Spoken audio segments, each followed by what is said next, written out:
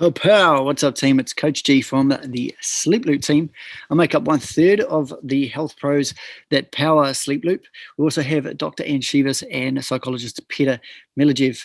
What we thought we'd do today is to give you a little bit of breakdown of how we use sleep hygiene, sleep practices, sleep performance tools, strategies to help people improve their sleep performance while wearing one of these, a Whoop device. If you haven't seen one of these, they are all the rage.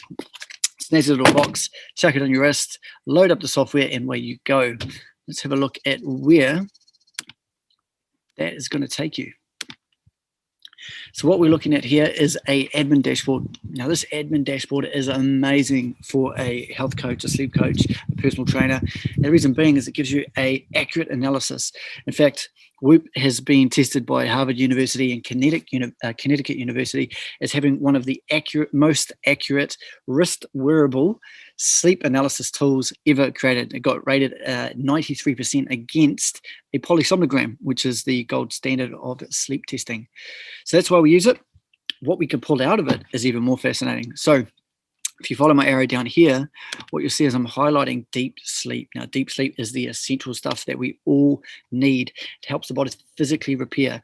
And what we want to be looking for is 2 hours a night. And you can see this lovely lady, my dear wife, who's nominated herself to share her data. She's a little bit underdone this last month. She's getting an hour 22. And to be fair, that's actually not too bad against the general population. One of the things we've observed as a team is that sleep performance has been dropping dramatically over time, even just in the last 5 years as our workloads go up and the need to be in contact with people all of the time, that work-life balance really is out of whack and it is affecting our sleep performance. So we can test strategies and use tools to help people modify their deep sleep, and we can test strategies and tools to help them modify their REM sleep. Now, both are equally as important, but they serve different purposes. So what we see with deep sleep, it tends to be more physiological, so it helps your body repair, but it also helps your brain detox. But then when we get to REM sleep, it really is about our emotional well-being, and the more REM sleep we can get through the night, the more naturally we can start to repair our brain. So REM sleep is super important. Now, what's really cool about this is when we're putting a coaching session together, what we're looking for is consistency across time.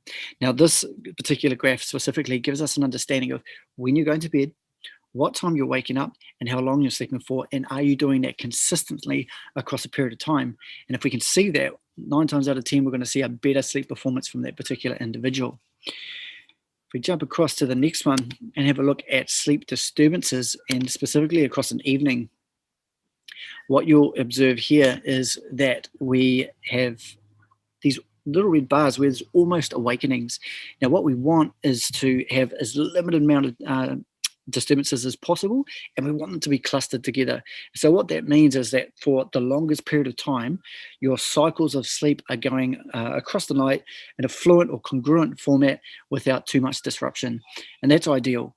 What we tend to see with people who experience a lot of disturbances, and they can happen for all sorts of reasons, right? Pets, snoring partners, children, you name it, is they tend to sleep like they're in a napping phase, or they are doing almost like a polyphasic or biphasic sleeping cycle where there's multiple sleep blocks in the one nighttime. And that's not ideal. That's not an efficient sleep. So we can look at efficiency of sleep as well.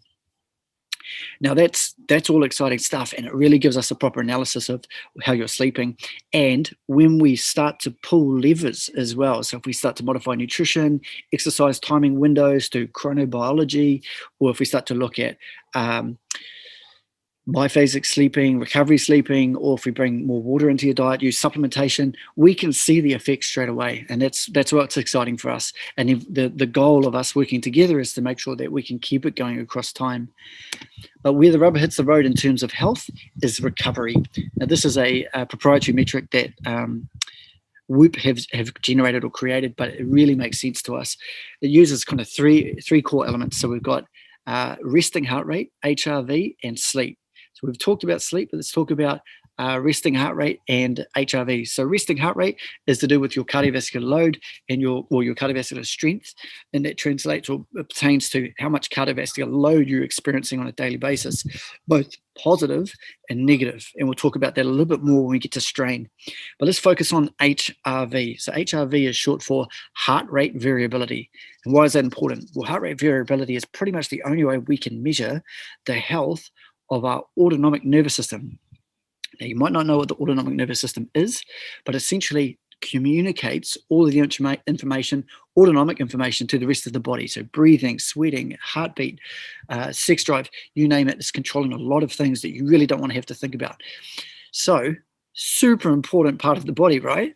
And what we want to see with our HRV is we want to see a elevation across time. And what we've done really well, if we look at this across a month, it's kind of broken it down into this traffic light system. So we can see young Rebecca started off pretty well at the beginning of January. Work stress went up, maybe nutrition dropped off, maybe there's some too much caffeine, too much sugar in the diet, started to weigh back down, and then boom, she started to pick back up as her training's got better. And I kind of know what V's doing. I coach her, right? So I know that she's eating better now, she's exercising better now, she's getting better quality sleep, as we could see in her sleep performance.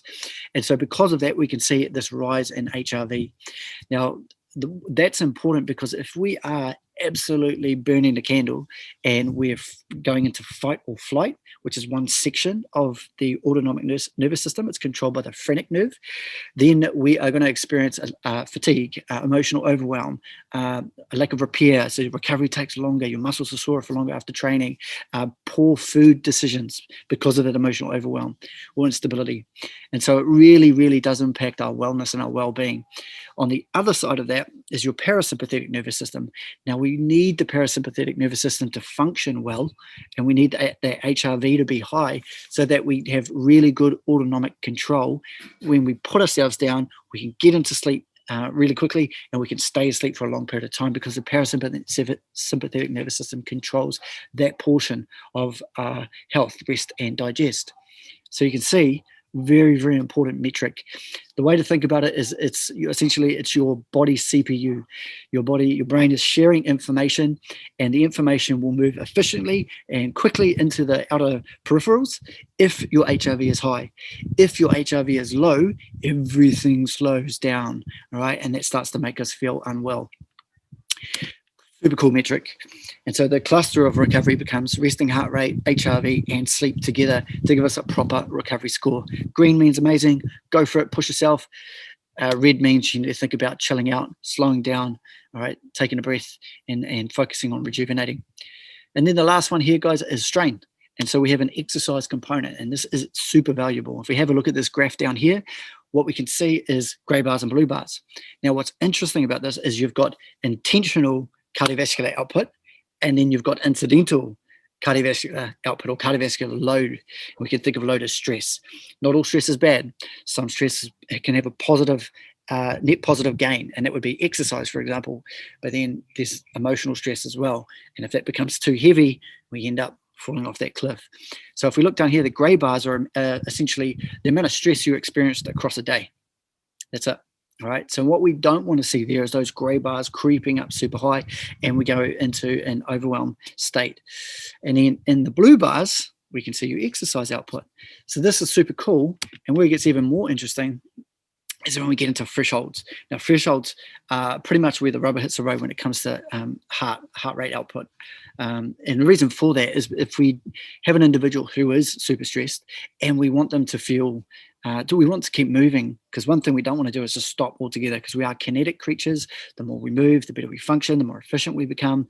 So movement is key. However, sometimes high intensity exercise, weight training, HIIT training, that kind of thing isn't the most beneficial thing for that particular individual at that time in their life.